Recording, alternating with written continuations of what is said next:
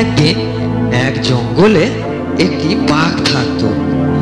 বাঘটি ছিল খুবই হিংস্র এবং খুব নিষ্ঠুর।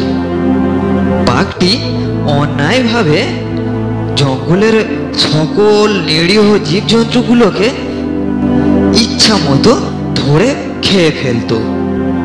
বাঘটির অত্যাচারে জঙ্গলের নিরীহ জীবজন্তুরা বাইরে বেরোতে সাহস করত না, কারণ বাইরে বেরোলেই যদি বাঘের সম্মুখীন হয় তাহলে তো বাঘের পেটে যেতে হবে নিশ্চয়ই।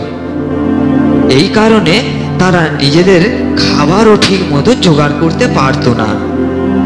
একদিন জঙ্গলের সকল জীবজন্তুরা একটা মিটিংয়ের আয়োজন করলো। মিটিংয়ে সিদ্ধান্ত হলো যে প্রতিদিন একজন করে বাঘের কাছে যাবে তার আহার হওয়ার জন্য। তাহলে অপর জীবজন্তুরা কিছুটা হলেও স্বস্তিতে তার ছানাপোনাদের জন্য খাবারের জোগাড় করতে পারবে এবং তারা প্রতিদিন একজন করে সেই বাঘের কাছে যাবে তার আহার হওয়ার জন্য। এই রকম সিদ্ধান্ত নিয়ে মিটিংয়ের শেষে জঙ্গলের সকল জীবজন্তু মিলে তারা চলল সেই বাঘের কাছে। বাঘের কাছে গিয়ে তারা তাদের প্রস্তাব জানালো। বাঘ মামা, আমরা আপনার কাছে একটা প্রস্তাব নিয়ে এসেছি। তোরা আমার কাছে প্রস্তাব নিয়ে এসেছিস?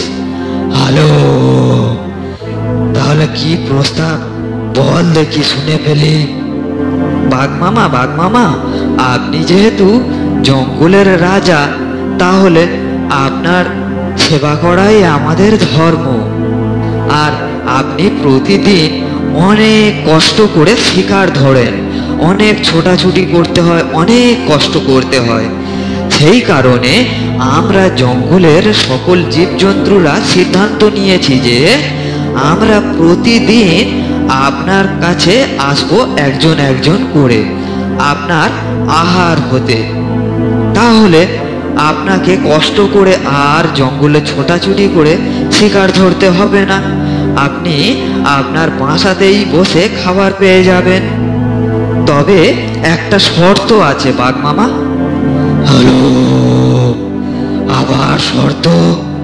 কি শর্ত? তাড়াতাড়ি বলে ফেল। বাঘ মামা, শর্তটা হলো এই যে আপনি আমাদের খাওয়ার পরে আর বাইরে শিকারে যেতে পারবেন না। হ্যালো, ও এই কথা, আচ্ছা ঠিক আছে, আমি যদি ঘরে বসে খাবার পেয়ে যাই তাহলে আর শিকারে যাওয়ার দরকার কি? তবে মনে রাখিস, আমাকে প্রতিদিন আহার দিতে হবে, তা না হলে আমি আবার বাইরে বেরোবো এবং তোদেরকে ধরে ধরে খাবো। আপনি চিন্তা করবেন না বাঘ মামা, আমরা প্রতিদিন একজন একজন করে আপনার কাছে আসবো। তাহলে আপনি আজকের আমাকে খেয়ে আপনার পেট ভরান। গরুর এই কথা শুনে বাঘটি তো খুবই খুশি হলো এবং সে মনে মনে ভাবতে লাগলো যে বাহ, আমাকে আর শিকারের সন্ধানে বাইরে যেতে হবে না, আমি বাসায় বসে বসেই প্রতিদিন শিকার পেয়ে যাব। ঠিক আছে, তাহলে আয়, এখন তোকে আমি খাই। এই বলে বাঘ গরুটিকে খেয়ে ফেললো।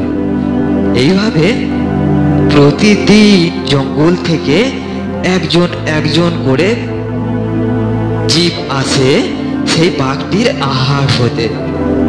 এমনই একদিন একটি খরগোশের পালা পড়েছিল সেদিন বাঘের আহার হওয়া। খরগোশ, তার তো সেদিন খুবই মন খারাপ। সে মন খারাপ করে রাস্তায় যাচ্ছিল। যেতে যেতে হঠাৎ সে একটি কুয়ো দেখতে পেল। ও দেখা মাত্রই তার মাথায় একটা বুদ্ধি এলো। সে তখন আর বাঘের কাছে গেল না, কিছুক্ষণ অপেক্ষা করলো রাস্তায় একটি গাছের তলায়। তারপরে অনেক দেরি করে সে বাঘের কাছে গেল। বাঘ তো তখন খিদে কাতরাচ্ছে। খরগোশকে দেখা মাত্রই বাঘটি বলে উঠল, হ্যালো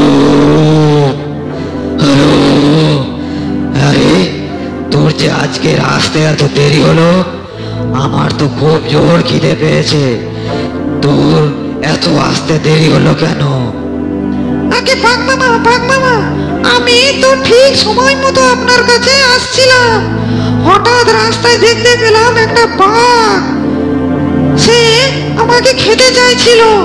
আমি আপনার কথাই বলাতে সে বলল যে সে নাকি জঙ্গলের রাজা, সে আমাকে খাবে। আমি তো কোনো রকমে আমার প্রাণ বাঁচিয়ে আপনার কাছে ফিরে এসেছি। কি? আমি জঙ্গলের রাজা?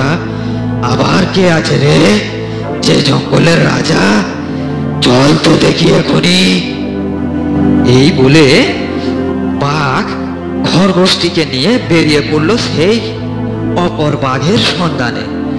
খরগোশটি তখন বুদ্ধি খাটিয়ে সেই বাঘটিকে নিয়ে এলো সেই কুয়োর কাছে এবং বাঘকে সে বলল, বাঘ মামা, এইখানেই তো ছিল সেই বাঘটি, তাহলে গেল কোথায়? ও বোধহয় ওই কুয়োতে লুকিয়েছে আপনার ভয়ে। আপনি আগে ওকে মেরে ফেলুন, তা না হলে আপনার প্রতিদিনের আহারেও ভাগ বসাবে মামা।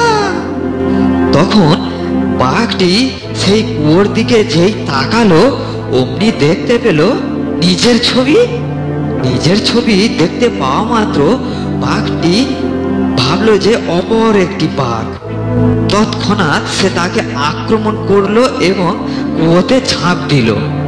কুয়োতে ঝাঁপ দেওয়ার পরে বাঘটি সেখানে হাবুডুবু খেতে লাগলো এবং খরগোশটি সেইখান থেকে চলে এলো। তাহলে প্রিয় বন্ধুরা, এই গল্পটি থেকে আমরা কি শিখলাম? আমরা শিখলাম যে বুদ্ধি যার বল তার। প্রিয় বন্ধুরা, গল্পটি কেমন লাগলো প্লিজ কমেন্ট করে জানান। আর গল্পটি ভালো লাগলে ভিডিওটিতে একটি লাইক দিয়ে চ্যানেলটিকে এখনই সাবস্ক্রাইব করে দিন, তাহলে আমরা প্রতিদিন আপনাদেরকে একটি নতুন নতুন গল্প শোনাতে পারবো। আর ভিডিওটি শেষ পর্যন্ত দেখার জন্য আপনাদেরকে অসংখ্য ধন্যবাদ।